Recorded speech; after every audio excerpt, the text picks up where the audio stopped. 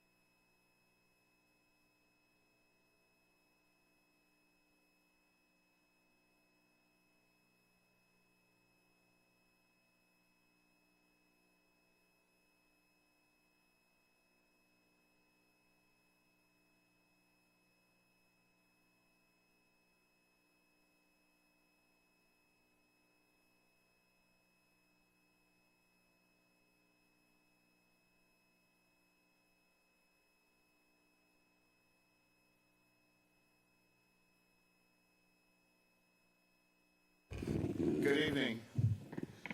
We call this special budget hearing of the Savannah-Chatham County Public School System to order.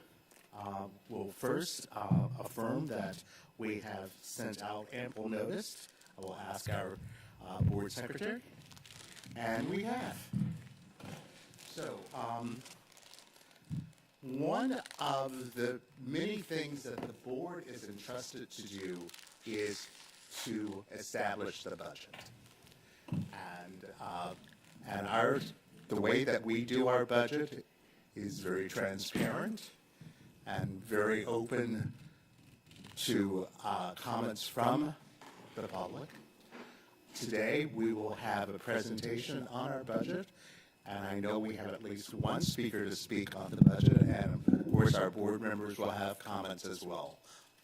So at this time, I will ask Paige to come forward.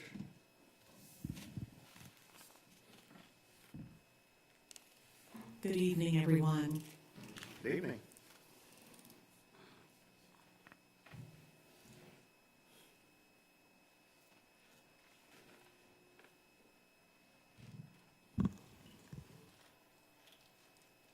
This is a meeting that allows for public input in connection with our budget for next school year. Staff is continuing to work on the budget, and the budget committee process is ongoing. There is a budget committee meeting scheduled for May 10th.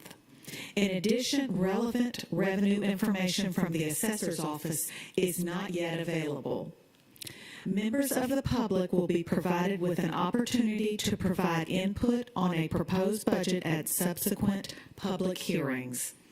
We have prepared a presentation to provide general information about our budget and the budgeting process. I'm going to offer that presentation now for the benefit of our interested stakeholders and community members.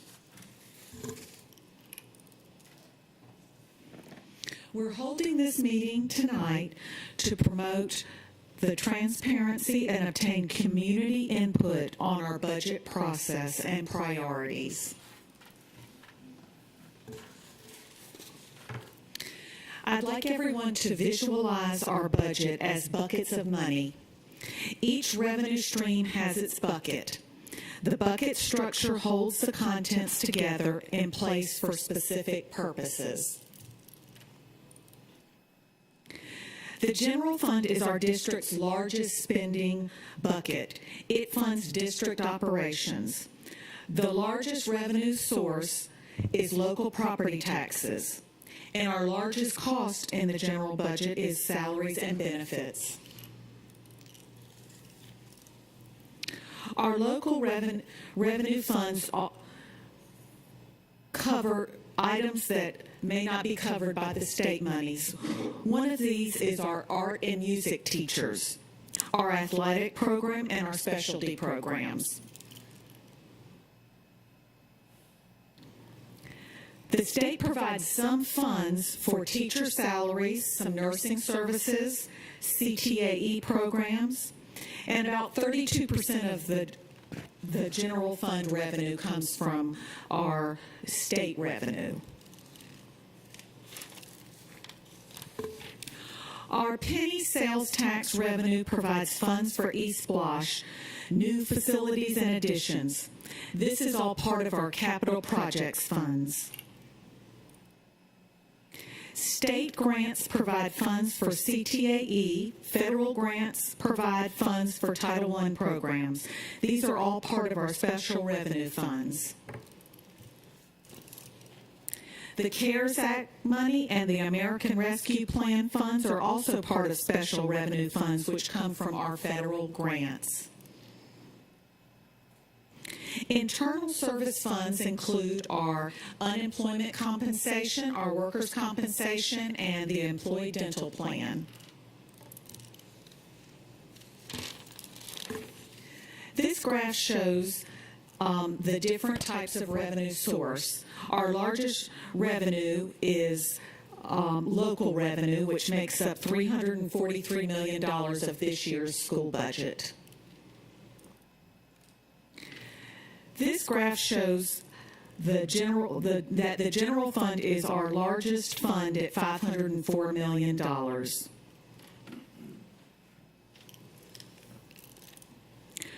Our general fund expenditure by categories are shown on this slide. Salaries and benefits make up about 83% of our budget for this school year. I have also gone and divided out the different types of salaries and benefits. As you can see, the school salaries and benefits make up 67% of our budget. Those are coded directly to school sites by location in our data system.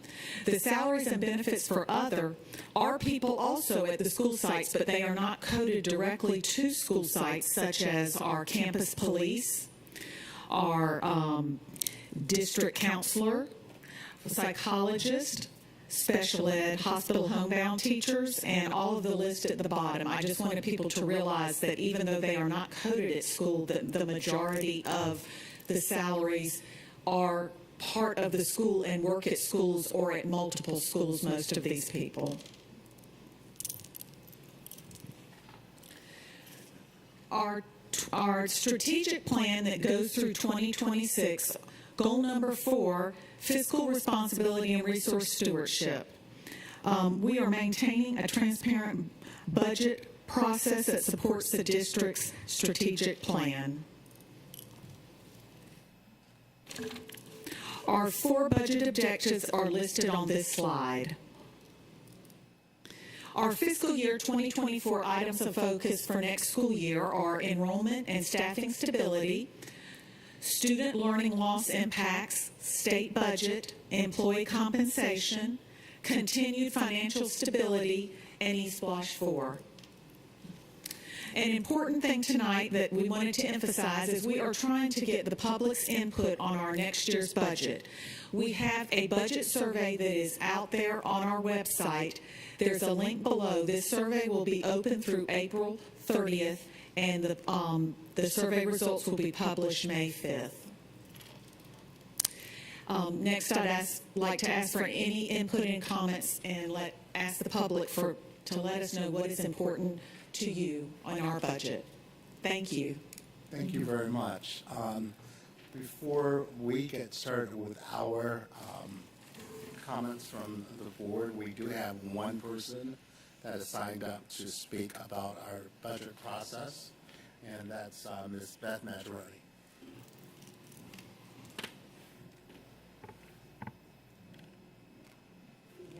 Good evening.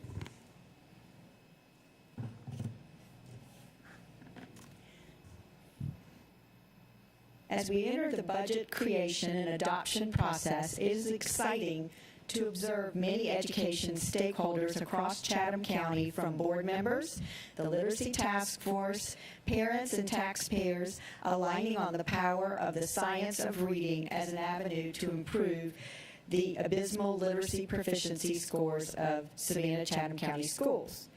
The science of reading includes explicit instruction of foundational reading skills led by phonemic awareness, which is the ability to identify and manipulate individual sounds called phonemes in words. Under the banner of the science of reading, Bethlehem, Pennsylvania schools turned its literacy proficiency around. In the fall of 2016, the district implemented the science of reading using the program called Language Essentials for Teachers of Reading and Spelling, referred to by the acronym LETRS, LETTERS, a comprehensive program developed by two veteran literacy experts, Louisa Moats and Carol Tolman, both PhDs. The change was dramatic. By the following June, 88% of the district's kindergartners were reading at grade level, up from 46% when school started in September. That progress continued over the next several years. For the year 2019, Mississippi became a national leader in literacy because of the significant gains made by students. How, you ask? In the 2014-2015 school year, the state ensured all K-3 teachers were trained in the science of reading by using the same early literacy training that was used by Bethlehem, Pennsylvania, LETRS, or letters. What is the common denominator in these two powerful case studies? Not just the science of reading, but more importantly, the intensive early literacy training program called LETTERS. Tonight, I want to conclude with a budget recommendation and a caution. The science of reading can be a broad term, and publishers, in the search of school system dollars, can use it loosely to make a sale. Beware of this bait and switch potential that leads with the new buzzword, the science of reading, but lacks the quality of the LETTERS program as an example. Budget ROI is based on quality first and price second. Both case studies I have cited realize the fact that it was teacher training first that is the #1 variable in increasing reading proficiency. I highly recommend the budget to reflect the inclusion of LETTERS training for all K-3 teachers, regardless of the price tag. I look forward to the opportunity that Savannah-Chatham County Schools has to be added to the list of case studies where literacy proficiency can be our strength and not our weakness. Thank you. Thank you very much.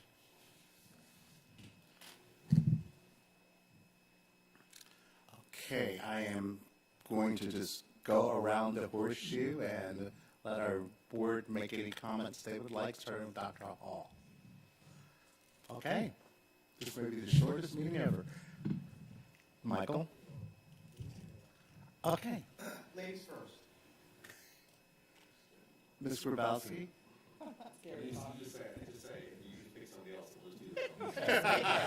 We need that speaker ball that was part of our Right. presentation, right, that we can just throw.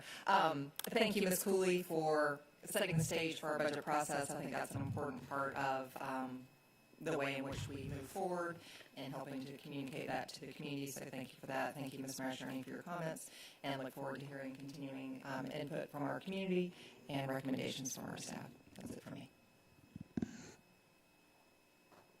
Anyone else? I've stated at other meetings, I'd like to make sure that we pay all city-funded or county-funded, district-funded staff the $2,000 has been promised by the governor to our state-funded. I'd like to see options for different step increases or pay increases across the district to keep up at least with cost of living, if not a little bit of a stretch. Valuing all of our staff, our teachers, making sure that they know that we put them first. I'll keep pitching around. Maybe something else will come to me. Michael? All right, go. On with the salary and benefits of the others, that 16% of the total fund budget, general fund budget, that also includes all of cabinet and everybody else as well as in there. I know this might be a big ask, but I like to do that. Is there any way we can separate out these the positions that you listed and those other positions? I'm gonna make sure of the question that you're asking. The positions that are listed in there, is there a way to separate those out from the ones that aren't, like, don't have like cluster schools or whatnot? Is there a way to separate those positions? That will take some time because it's a tedious process, and we have to go through basically each position and label it. But Okay. there's no simple way to do it. It's easy to do cabinet, but once we go past cabinet, then there are positions that may be central office positions that actually go out to the schools. Gotcha. And to follow my fellow board member over here, definitely need to look at having a COLA that's equal to inflation, so that way our employees aren't getting less in their paycheck next fiscal year as they were this year, just out of the basis of how much the dollar will go. Also, I would like, I know Mr. Ray's not here, but I'd like to see, if at all possible, that our police department get on a law enforcement scale instead of a teacher scale or whatever the government scale that we're using for them, because they do a lot for our kids. They keep them safe, and they keep our property safe as well. And I know I don't have to say it, but you know how I feel about the rollback. I feel like we definitely need to do at least the rollback amount. There will be one. Prices are continuing to go up, and so we should be able to continue to do what we have been doing with the same amount of money that we have.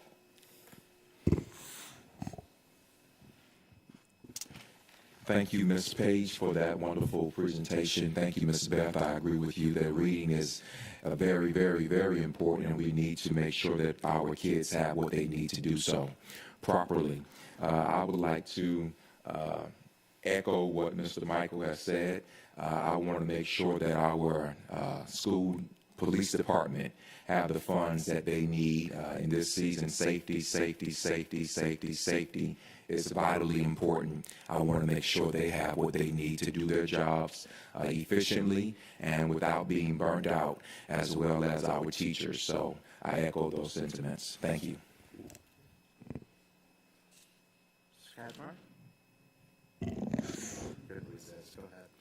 You called on me. I always like this meeting because we all have wish lists, but we don't know what our budget is, so we're kind of shooting darts in the dark until we actually get the digest numbers and the final budget. Do we have 30 million that we can spread around, or are we short 18? And we've been in both situations before, so everyone has identified board priorities over the last few years. I think we've identified the new reading plan as something most of the board is behind, including the training component that Ms. Mazzaroni mentioned, and comprehensive support for that process. But until we have the numbers, we can't really slice and dice our discretionary spending, which the presentation shows is remarkably small given the size of our budget. So just remember, though, all of the priorities we've all identified as a board over the last year in particular as we start going through the process. And there's always trade-offs, so we might have to get rid of some things or cut back on certain things that aren't working as well anymore, not just keep spending money on the existing budget. Since Mr. Johnson called on me out of order, I'm going to reserve my right to go last. No, I'm just kidding. I agree with Mr. Katchmar that it's difficult to know where we are in relation to the millage until we know what those numbers look like. And also our literacy task force recommendations that we all heard last month. I know there were several board members who asked the staff for more details on the budget required for the implementation of these recommendations. Certainly looking forward to that. And also want to reiterate one of the other comments that we've had before, and I can't believe Mr. Kashmir didn't state this, about operations and maintenance of our buildings, making sure that we do have adequate funding in our budget to maintain these beautiful new schools that we are renovating and building, so that we can sustain that and not end up in situations where we're having to expend excess dollars because of lack of maintenance funds. It's not sexy, but it's really important. Thank you. Dr. Hall? Yes, thank you, Ms. Page, for your presentation. And I'd just like to reiterate the importance of our mandated budget. We do have a mandated budget which consists of salaries. It consists of testing, also audit fees and attorney fees, transportation and energy. Those are mandated costs that we always have to be considered with the budget. Then you go into your soft costs. So before we, I know there's a wish list out there of many things that we'd like to have, but this is mandated by the state that we must encompass these different positions, salaries, audit, attorney fees, testing, and so forth. So I just thought I'd reiterate on that point of the importance of understanding how the school budget operates. You have your mandated budget, then you have your soft budget. Thank you. So, as we mentioned before, we do have a budget committee meeting at 9 o'clock on May 10th. One of the things I know we will be discussing in that meeting are board priorities, and I'm going to reiterate that board priorities, that's one of the things that the board is tasked with, is the budget. And the way that we do our budget, yes, we have to keep all of those things in mind, but we also have to establish what the major priorities are for that year. And we may have to make some tough decisions on what we cut. But I cannot emphasize enough that the reading task force and getting our kids on grade level by third grade is a mandate. And it is also a state mandate now because it is the law. So I'm looking forward to our budget discussions, and yes, we do want to hear from the public. So please contact your board representative and let them know what you want.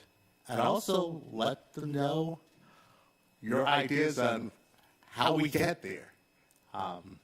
So, anyone else? You may.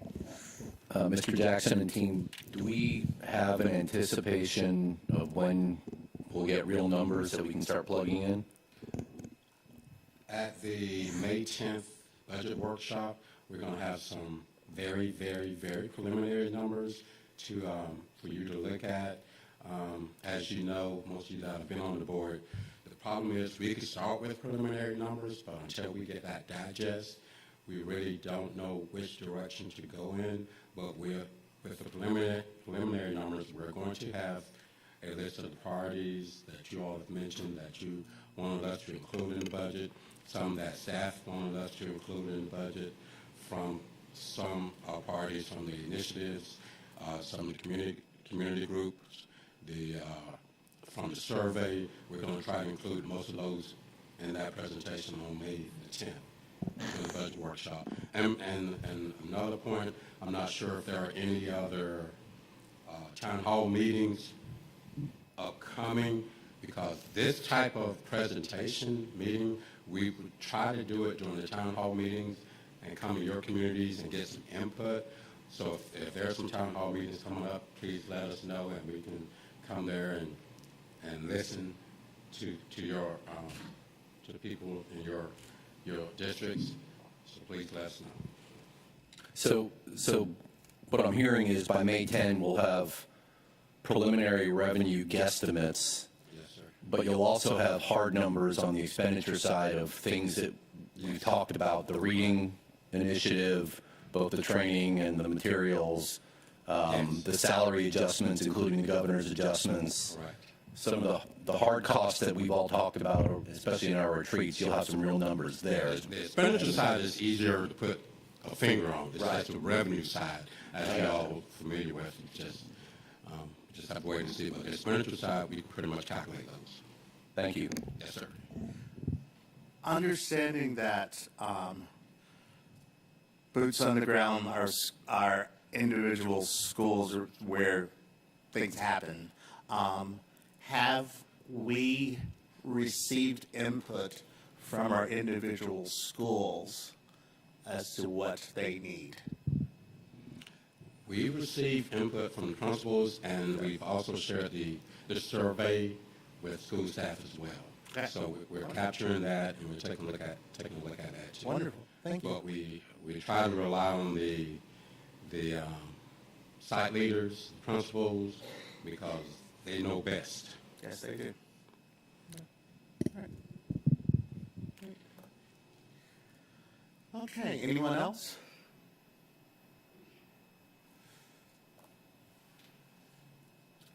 I will entertain a, hang on, let me make sure I did everything. We did, okay. Gosh,